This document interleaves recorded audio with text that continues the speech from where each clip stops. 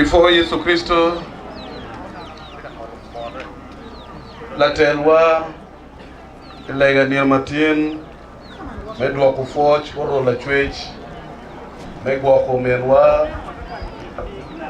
la foch madit ran Pwoyo matek adeda lotwa tin ni ubedo nirma yum chwiny ma omiero wabed mere ka miel wabed ka tugo wabed ka bokulo ikinwa kono wadong foch boro la chwech megwa kiwa menwa Mego bono ana Gulu nene kirega chawa boro chawo kitum pade akwanya miraten kipade kada awo kila miu akwanya muzee gen ki Mego kabo binu kwe kika chel kan mega foch kiken amira fo won komme yo ladita usanto bono obedu ka kupe kwe gen kela tiro pera ke jomo kende mi pajo kan mena ne yo pitum maber afoyo matek Mego lutwa unu winyo history pa Mego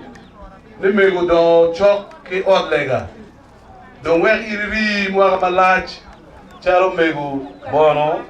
no in people giro la chwech alego uno tujuli weng ne wabiru chok ki odlega wabiru chok ki ludiro wawinyo phone wer warilo malach an pati ki lok mapol lokada ke rachiel abimiro bod muzee endong moru chitio lok mukene matieni chi waleki winyo do mabe ko ni gachano romo dano dong ki dok pale muzee kamitie biri mot lwa ifo Mego pero en ngiu Mego mabe loya muzee bir School in Kilwoni Acholi P Secondary School. Pa Acholi PC Secondary School. Nene donga lumo chere sit. Galwe ana wora biri na Mego. We kwa Rome school peng. Na ina Acholi P Secondary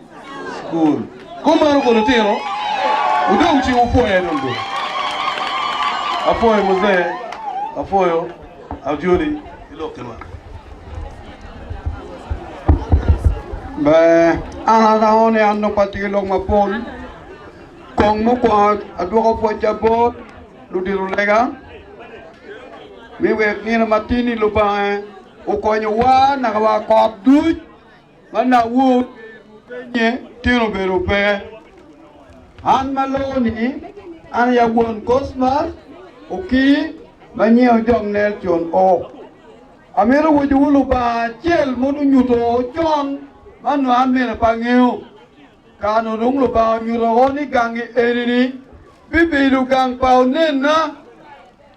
anno pura chelera paluo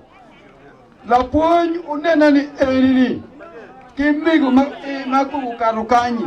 teke cheru yugange paton biru buru ganga teke gin cheru gange paton binu buruganga apenyo wira kida mo ni gen malo ba mo yin kare binyo la chen we o ko bede anati ge yom chuni gange eneni kin malo ba we o latina Cosmas do ne ye ma chalo gang awara madit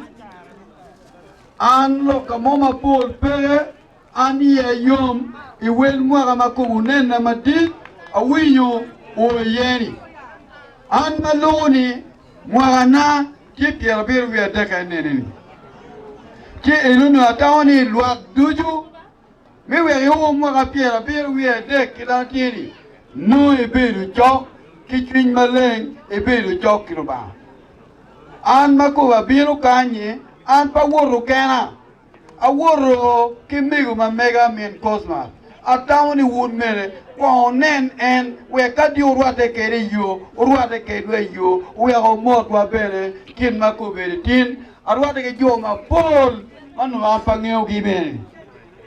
ye ayom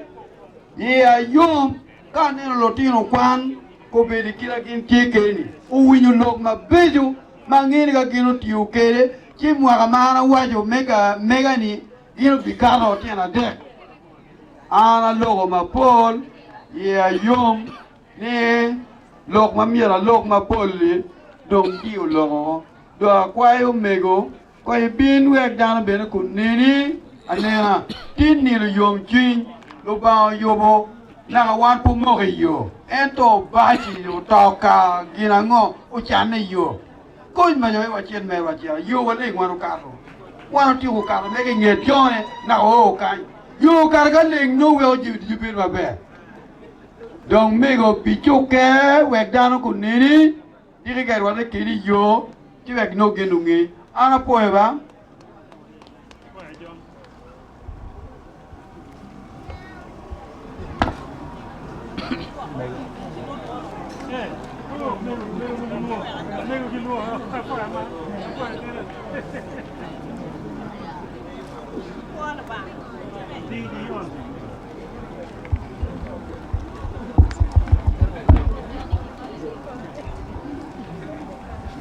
Pwoyo ba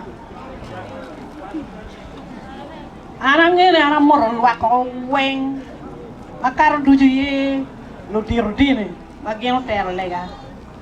pe wan me binu kamelo kaka en pati kilo ko ma pon atika reme ye chama kan ma pe ye na chung na ana mordan o wen e be agiro lo kama chep en